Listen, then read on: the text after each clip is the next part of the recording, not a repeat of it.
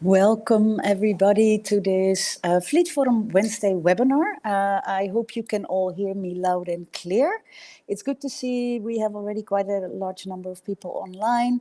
And I hope if somebody can just confirm that you can hear me, that would be great. I see that somebody is typing.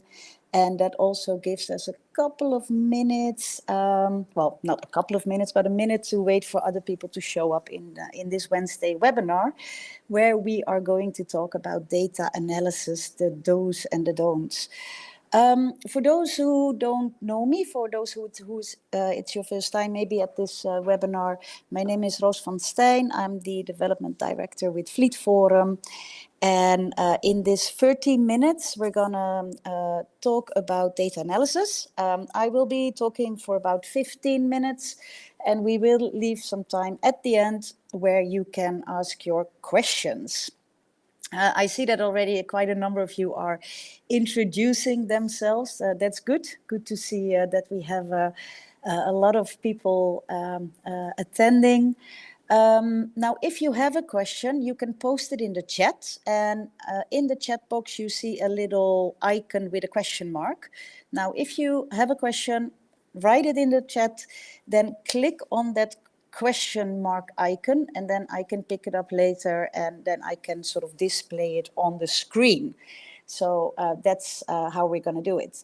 Now, we always get the question if we can share the information from the webinar, and like what we always do is that we will record this webinar and then we will send it to you at the end. So later today you will receive a link with an email with a link to the recorded version of the webinar. So that's for all the logistical information. Now let's start. Maybe for those of you who have been in our webinars before, this is the third year in a row that we are running a webinar about data analysis. Now, why do we do that? Because according to us, data is the new oil. So maybe you recognize that expression. Years ago, people thought like, okay, if you can find oil, then you're going to be a rich man or a rich country or a rich nation.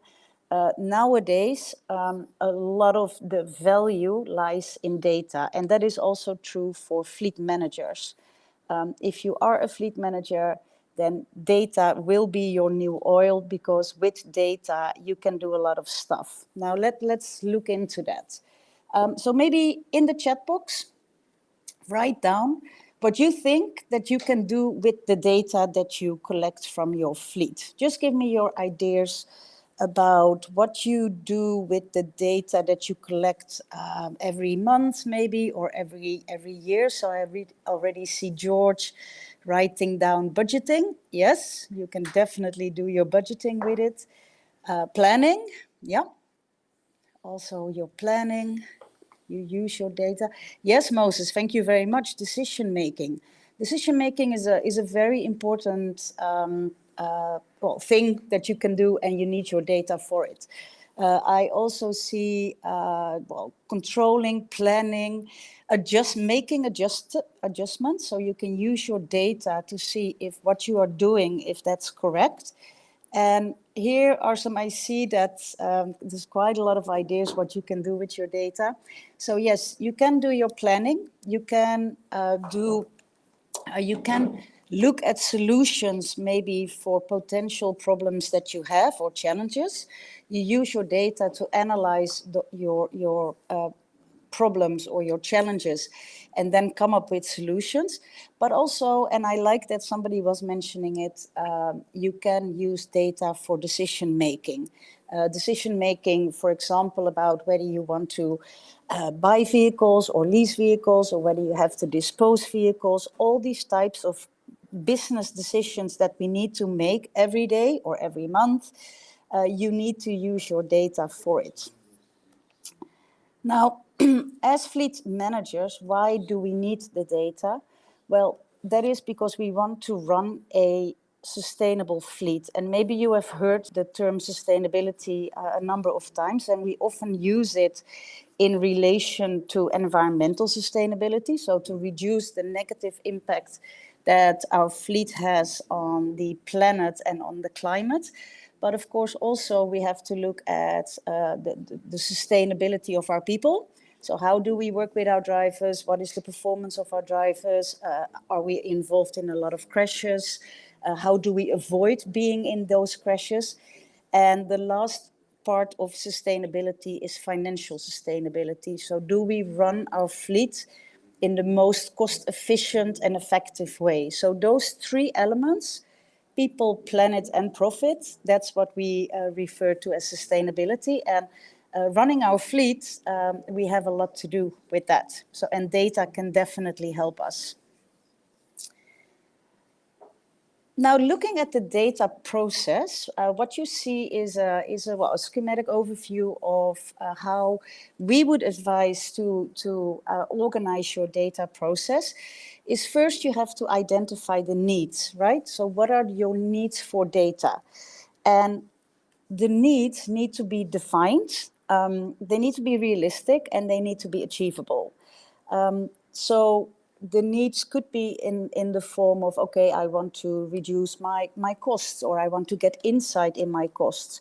Or what we hear from a lot of organizations right now is, I want to get insight in the emissions of my fleet.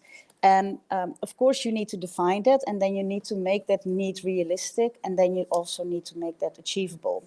Well, then in the data process, the next step is that you focus on your data collection. And data collection is not easy. It needs to be appropriate, it needs to be available, and it needs to be accessible as well. So either whether you use log sheets from your drivers, or whether you have in-vehicle technology that captures a lot of this data automatically, it needs to fit the need that you have. Because if you have to do a lot of effort to find data that is not easily available, then it's going to be, a really, really tough process to go through. Then you need to do some data entry. So in many organizations, what we do see is that the driver at the end of the month, he gives the log sheet, and then somebody in the office is going to fill it into a system, right? And that data entry, that needs to be complete, it needs to be accurate, and it needs to be timely. So in the case that your driver only hands you the log sheet 6 months afterwards, that is not what we call timely. And of course, if you have that situation, then also it will be really, really difficult to, to get some decisions, or to get some guidance out of your data. So complete, accurate, and timely, that is what we need to do when we do the data entry. Then we need to decide on what kind of tools and systems are we using. So the tools and systems need to be applicable. It needs also to be convenient, and it needs to be resourced. And what we mean with the last one is that somebody in the organization needs to be tasked to do the data entry or to do the data analysis. And if you don't have that, then basically your process of collecting the data and analyzing the data is, it's not going to help you, because then you will have a lot of maybe paper log sheets. And if nobody is tasked to put it in a system or to look at it, then it will be of no use for you in the organization. Then when we start to do the analysis, it needs to be targeted, it needs to be comprehensive, and it needs to be selectable. And what we advise is that you focus on the outliers. And what do we mean with that?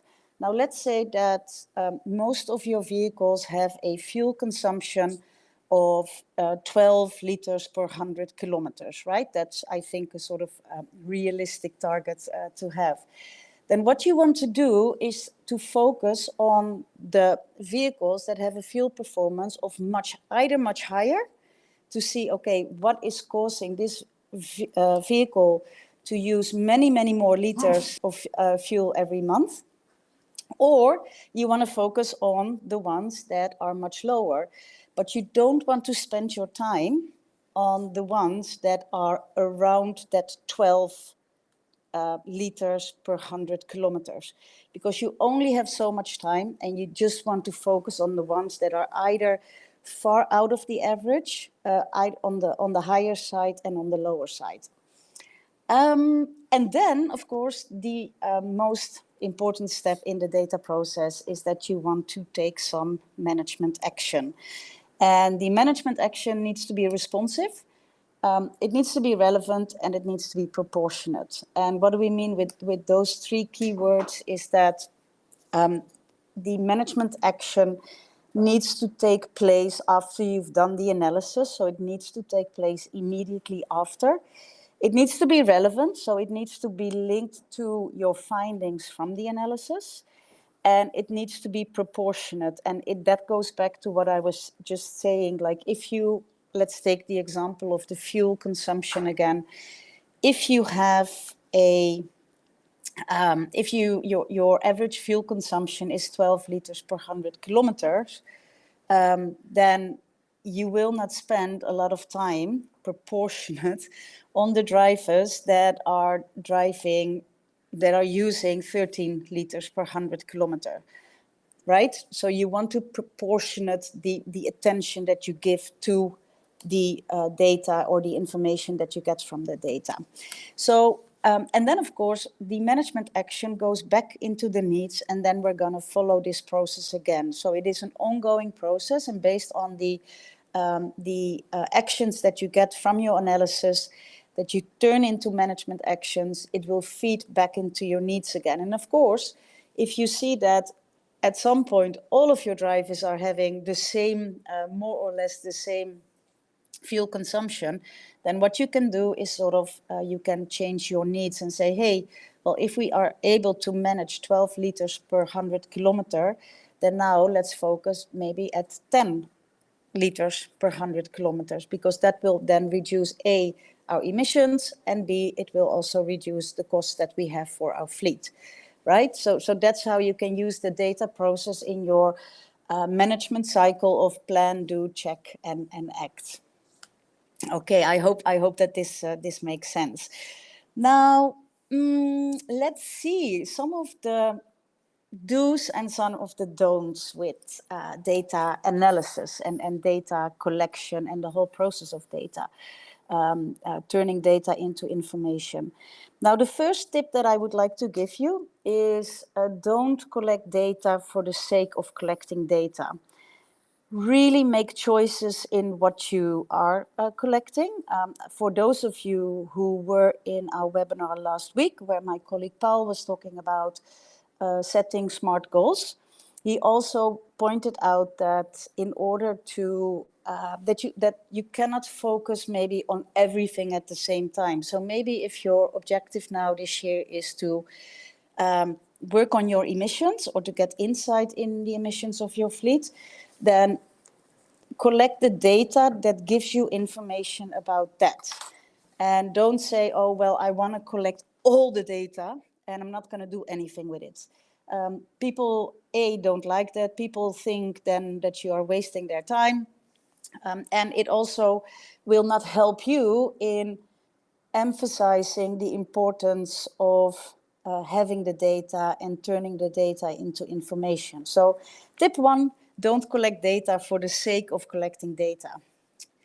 Now, tip 2, do collect data related to your fleet objective or SMART goal. Like I said just before, look into the goal that you have, identify that goal, make it SMART, and then also use the data that you can that can give you information to achieve that fleet objective or SMART goal. So that's the tip. That's tip 2, I would say. Then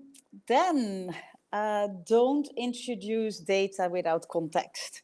Now, if you see a range of numbers on the screen here, just use the chat to maybe figure out or give me some ideas what you think this range of numbers mean.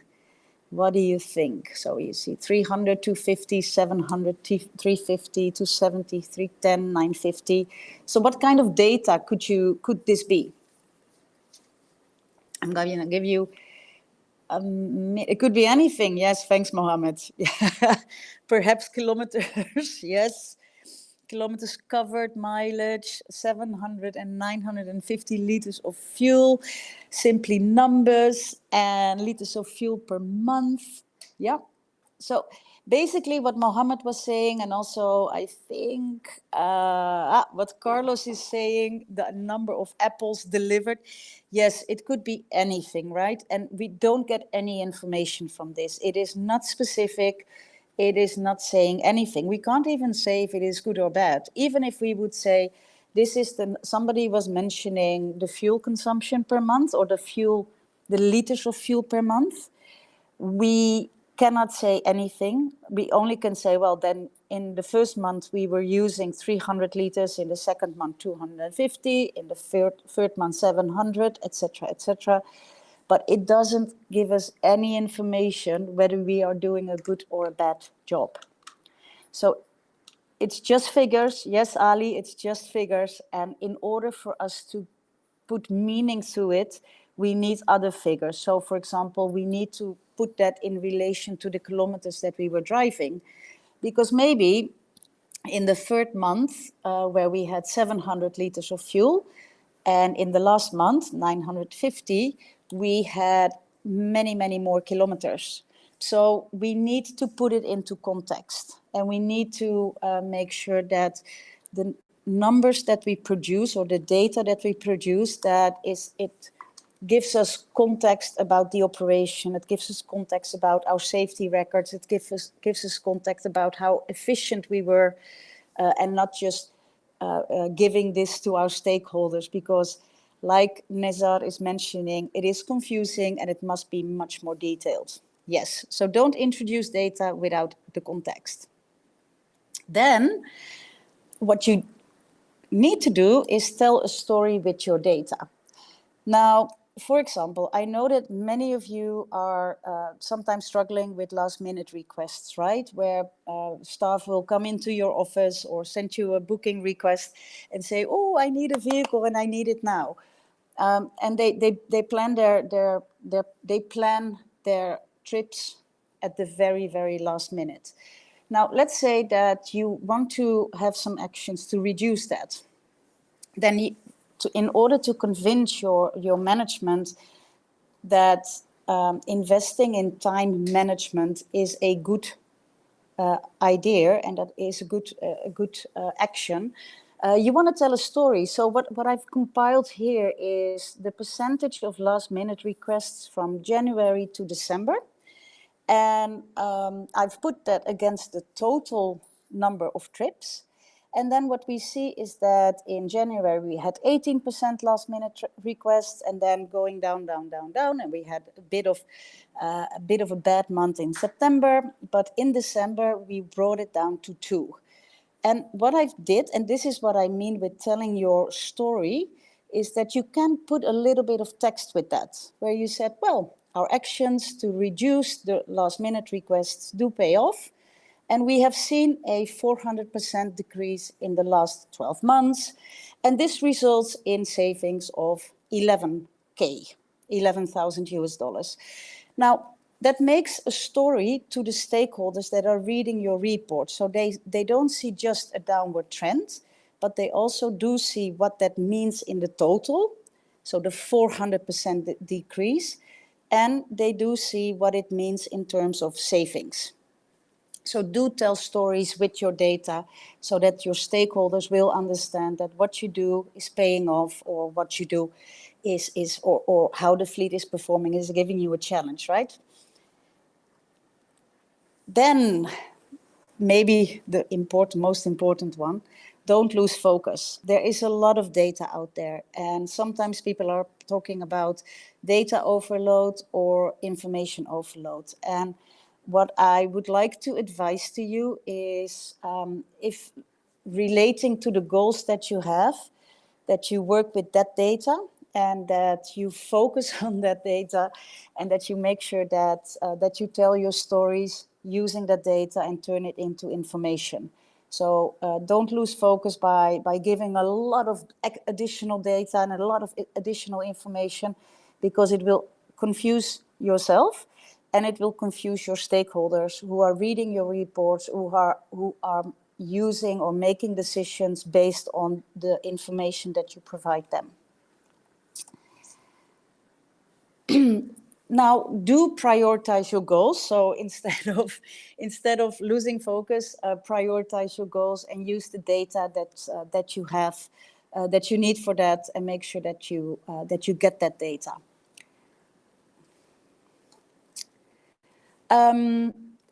Another one which is very important is to use both qualitative data and quantitative data, or quantitative analysis in making sense of your data. So with the quantitative data, what we mean are all the data that you can count, that are relating to numbers, that tell us how many, how much, how often, and which are very factual, right? For example, the number of road traffic crashes that your organization is involved in, you can count that, you can see how often it happens, and we cannot hide them. They are factual, they're there. Now, the qualitative data, they are much more descriptive and relating to words and language. And it sort of gives us information, and it gives us data around the why or the how behind certain behaviors. So going back to maybe road traffic crashes, let's say if you had 12 incidents or crashes in the last couple of months, then with your qualitative data, you would find out, okay, why and how were these happening. And this, of course, will help you, and I'm going back to the previous tip, this will, of course, help you to tell your story with your data, with your information. And these are much more gathered through observations and interviews. So think about that, and when you determine what kind of data you want to use, then also look at the qualitative data that give you that paint that picture in the organization. And then the last one, before we go into the questions, is do watch out for these data issues that you might run into. So either where you have incomplete data or incorrect data, inconsistent data, that's what we see as well. We also do sometimes see that there are accessibility issues. Think about, well, either people that, if you are using fleet management systems to collect your data, that do not know how to access the system or do not know how to use the system, but maybe it is just something with, oh, we don't have enough bandwidth to upload the data, and then maybe the data is delayed, and then you cannot make your management reports.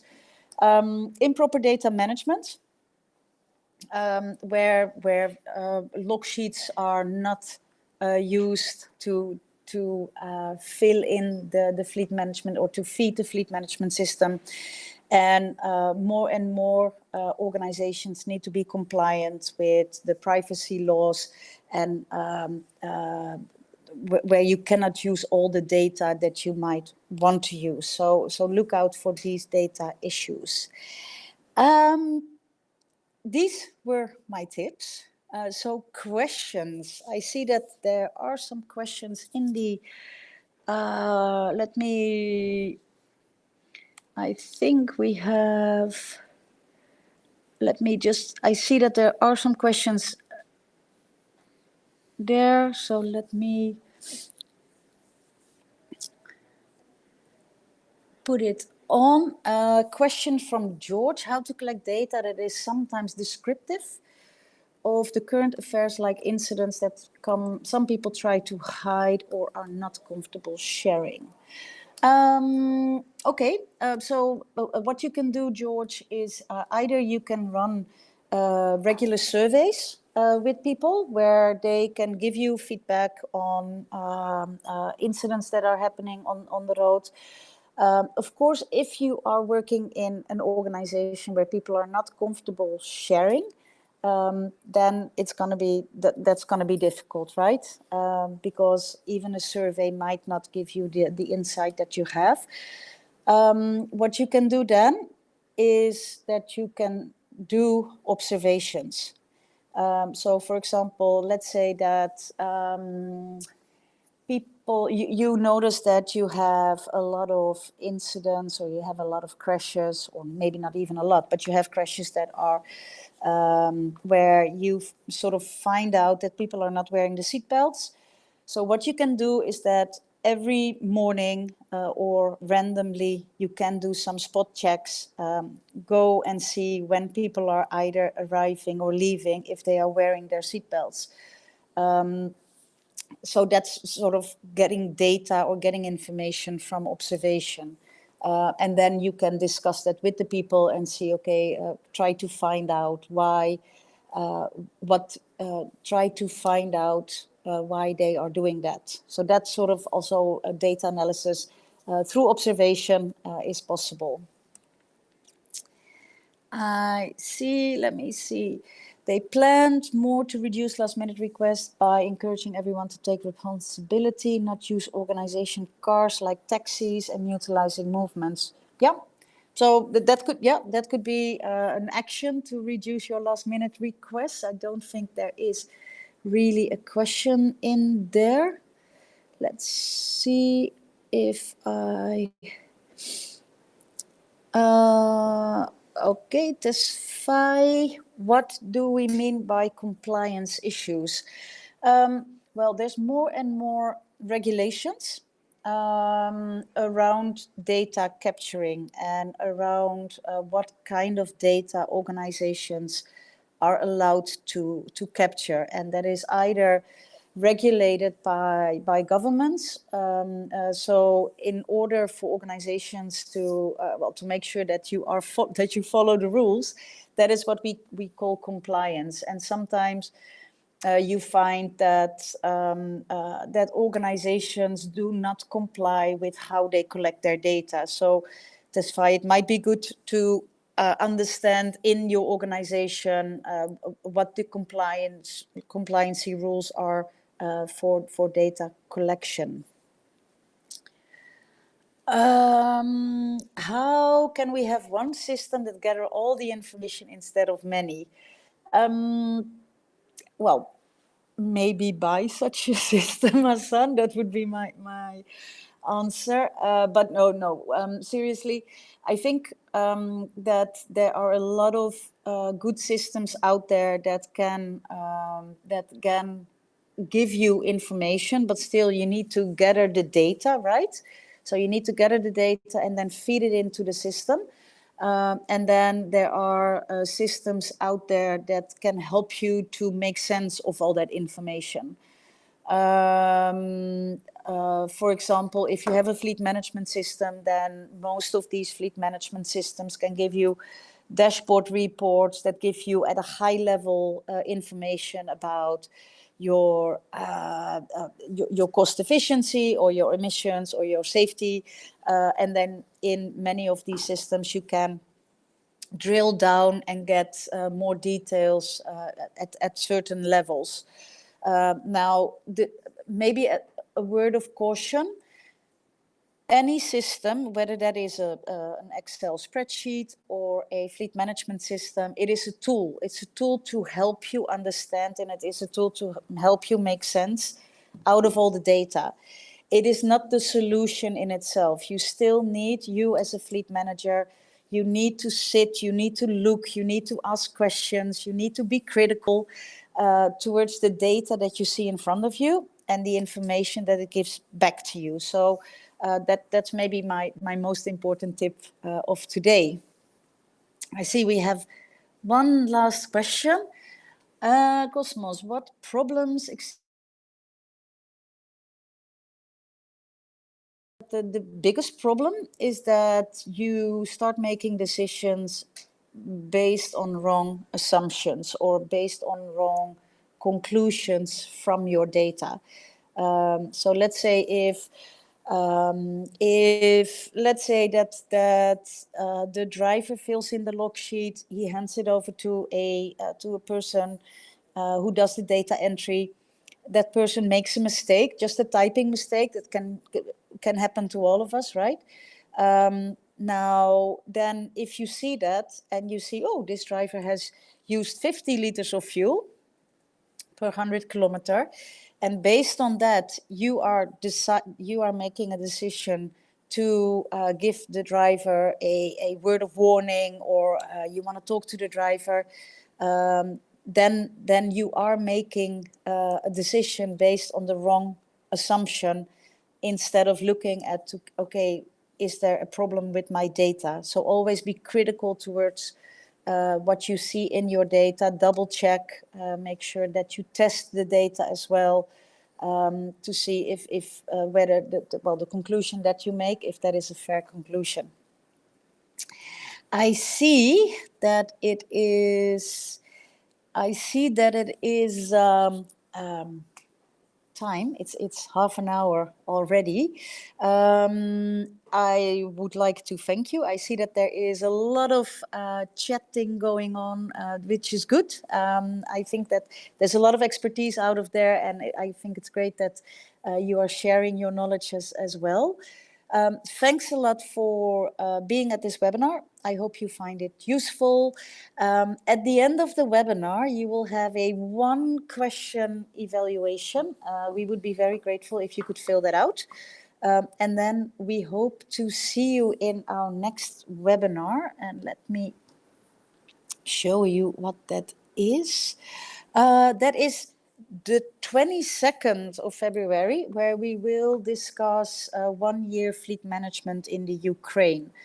So we will go more into detail around fleet management in emergencies, which might also be very relevant for those of you who might be dealing with the Syrian or Turkey earthquake right now. So I hope to see all of you then, and thank you for now. Enjoy the rest of your day. Bye-bye.